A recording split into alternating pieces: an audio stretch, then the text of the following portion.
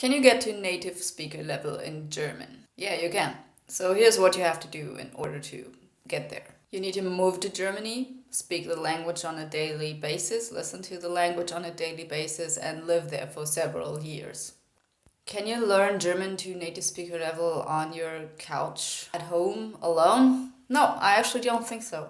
I think you can get to C2 level, and that's very decent. It's like academic level. You can get to professional business German level at home alone.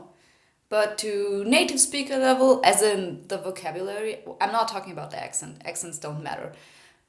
I would say it's not doable unless you live here.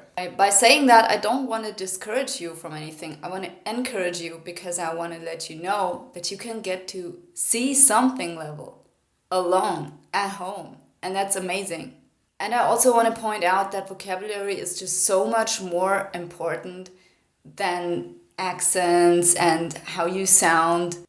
Unless we cannot understand you because of your accent, it's really not important. It's important that you know the words that native speakers know, that you are on the same level, because that means that you have the same amount of words in your brain. And not just passively, as in the back of your head. No, they're there when you need them. And that's the real beauty of knowing a language, really knowing a language.